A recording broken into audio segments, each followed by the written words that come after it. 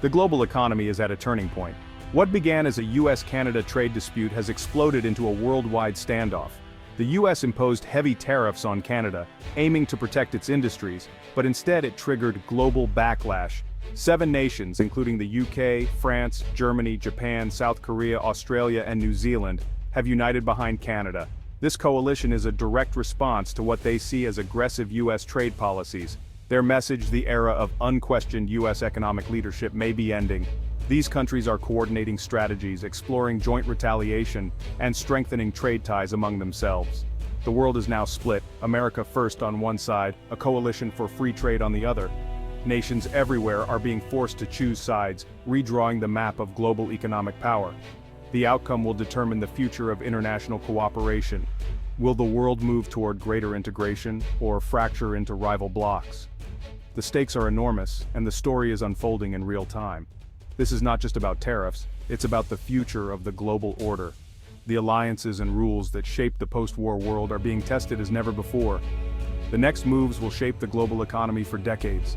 The world is watching, and the balance of power is shifting. For over a century, the U.S. and Canada have shared the world's longest undefended border and a deeply intertwined economy. Billions in goods cross daily, supporting millions of jobs on both sides. NAFTA, signed in 1994, eliminated most tariffs and created one of the world's largest free trade zones. This agreement made a trade war between the U.S. and Canada seem unthinkable. Yet, beneath the surface, periodic disputes over lumber, dairy, and steel have always existed. These were usually resolved quietly, without threatening the overall partnership. The current confrontation marks a sharp break from this tradition.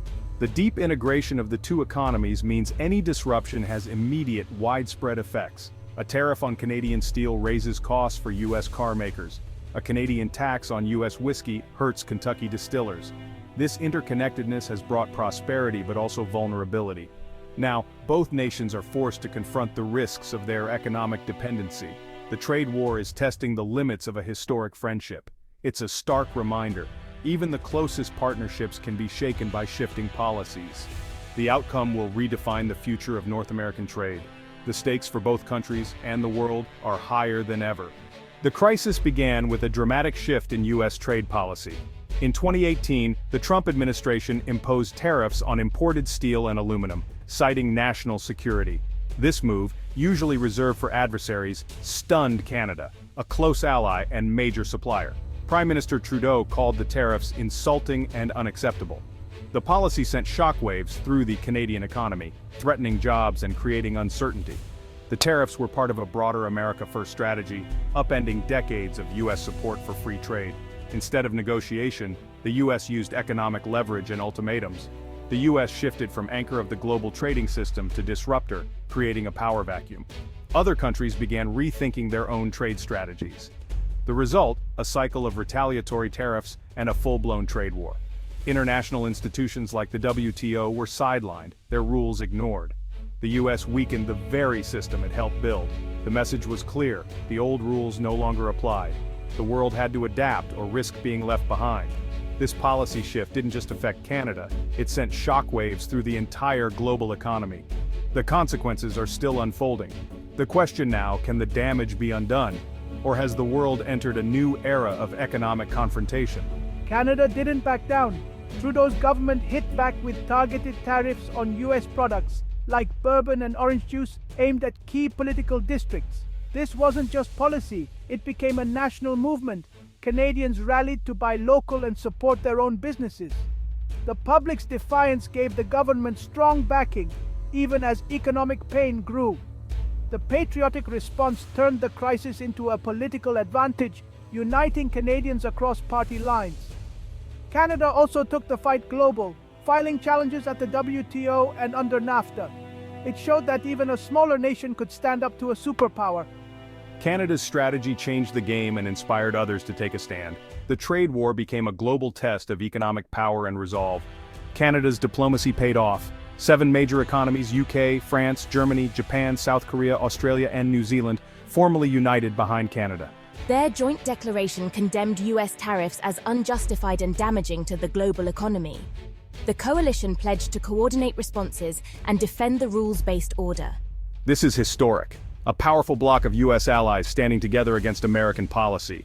Leaders argue that global prosperity depends on stable, predictable trade rules. They fear a world of trade wars and chaos. Finance ministers are meeting to plan countermeasures, including retaliatory tariffs and fast-tracked trade agreements among themselves. The U.S. now faces a united bloc larger than its own economy. This coalition is a direct result of America's go-it-alone approach. By alienating its partners, the U.S. may have created a powerful new counterweight to its influence. The global balance of power is shifting. The world is no longer willing to accept unilateral action. The next chapter of the trade war will be written by this new alliance. The trade war is redrawing the map of global manufacturing. For decades, companies relied on open borders and low tariffs to build efficient supply chains. Now, tariffs have forced businesses to rethink everything.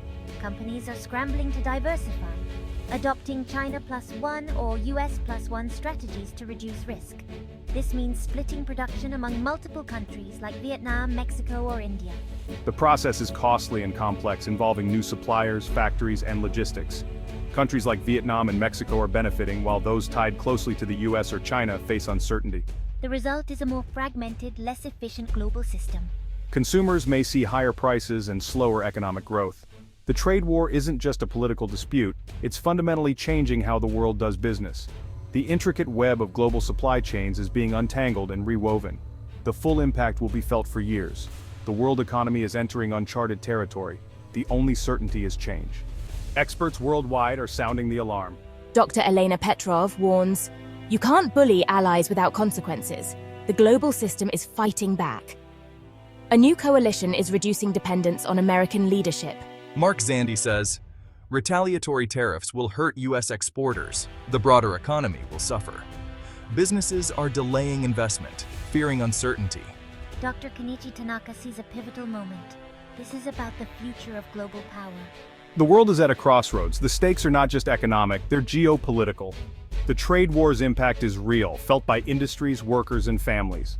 American farmers are on the front lines. Retaliatory tariffs from China, Canada, and Mexico have devastated exports. Many farmers face financial ruin, despite government aid. Canadian industries, especially steel and aluminum, have faced layoffs and uncertainty. Consumers in both countries are paying more for everyday goods. Tariffs are a tax passed on to customers. Inflation hits lower-income families hardest. Some countries like Vietnam and Mexico are benefiting as companies move production to avoid tariffs. A few U.S. steel companies have seen short-term gains, but losses in agriculture and manufacturing outweigh them. The net effect on the U.S. economy is hotly debated. The greatest cost is human. Farmers fearing for their land, workers worried about jobs, families struggling with higher prices. The conflict has strained cross-border relationships, turning neighbors into adversaries. The numbers don't tell the whole story. The true toll is paid by ordinary people caught in a high-stakes political game. The trade war's legacy will be measured not just in dollars, but in lives disrupted. The world must weigh the human cost of economic conflict. The stakes are personal, not just political. The outcome will shape lives for years to come. The world stands at a crossroads. Decades of economic cooperation are under threat. One path leads to de-escalation and a return to rules-based trade, requiring compromise and renewed trust. The other path leads to fragmentation, competing blocs, broken supply chains, and a less stable world. The seven-nation coalition could push the U.S. back to the table, or deepen the divide. This moment could mark the start of a stronger, more balanced global order, or a slide into rivalry and uncertainty. The need for international dialogue has never been greater.